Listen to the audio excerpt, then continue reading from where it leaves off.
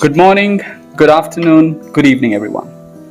Today I'm going to talk about work-life balance.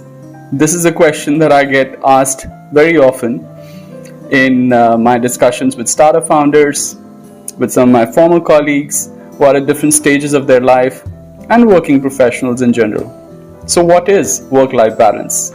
And what is this whole thing called hustle? Well, a lot of people have had a point of view on this. Mr. Narayan Murthy from Infosys spoke about it, 70 hours a week last year. We had Mr. Subramanian from L&T who had a very differing opinion about how you must spend your weekends at home. Or Namita Thapar, who actually spoke of a very balanced view around this as well. So here is my take, right? I personally feel that work-life balance is not necessarily a daily thing for everyone. It could be a daily thing, it could be weekly, fortnightly, monthly, or even quarterly. It depends upon two things. One, what stage of life are you at? And second, what is the work-life balance philosophy of that organization? So if you're an individual looking to join an organization, first figure out what's the work-life balance philosophy of the organization. If you're joining a startup as a chief of staff, work-life balance on a daily basis, forget about it. If you're joining a more organized workplace, a global MNC potentially, then you could certainly look at a weekly work-life balance, for sure. If you're looking at something which is a lot more balance on a daily basis, maybe potentially a public sector organization or a government organization would fit the bill. So that is one thing which an individual must look at before making the choice of the organization itself. What are the other things that an individual can do? I think two more things that one could look at. One is you must focus on outcomes and not outputs.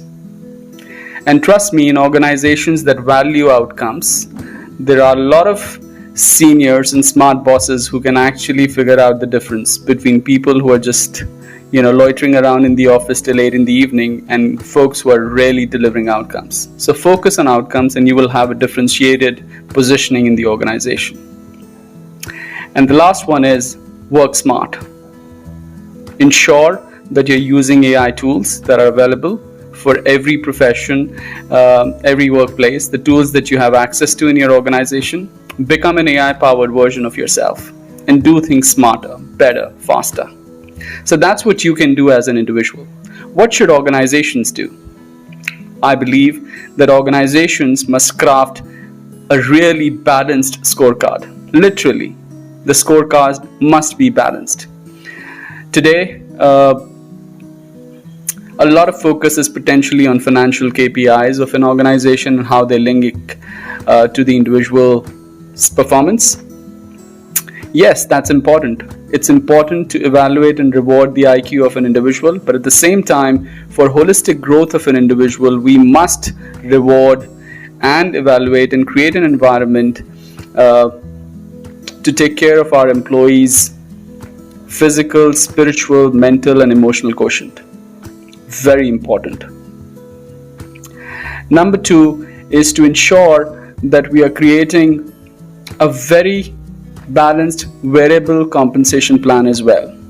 And also in this age of instant gratification, we must ensure that we are not really always looking at paying bonuses and performance incentives on a yearly basis, but potentially on a half-yearly basis or a quarterly basis, depending upon the individual's career level as well, potentially, or the amount of time they've spent in the organization. We could look at some flexible periodicity of variable compensation to be paid to the individuals. And then define clear outcomes. Clear outcomes that each individual must deliver on a weekly, monthly, or quarterly basis, so that employees understand that it's not the outputs, but the outcomes that matter. And last but not the least, offer flexibility to individuals when they are going through difficult situations in life. Maybe taking care of an elderly person during a critical health issue at home, or becoming a parent. So, in summary, I believe that work-life balance is not necessarily a daily thing in all contexts.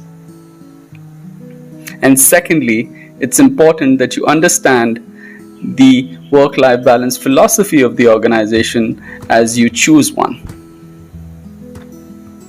And the last but not the least, it's important that you evaluate your physical, mental, spiritual well-being every quarter, wherever you're working. And if you believe that you're getting burnt out, it's time to introspect and correct your own schedule. That is, to make changes that you can for yourself. But if that doesn't work out, maybe it's important to go and speak to your supervisor.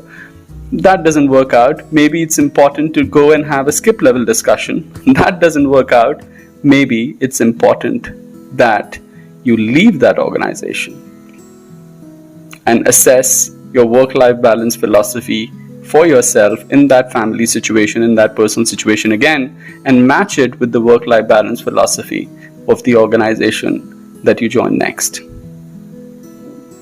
So that's about it today on work-life balance and hustle.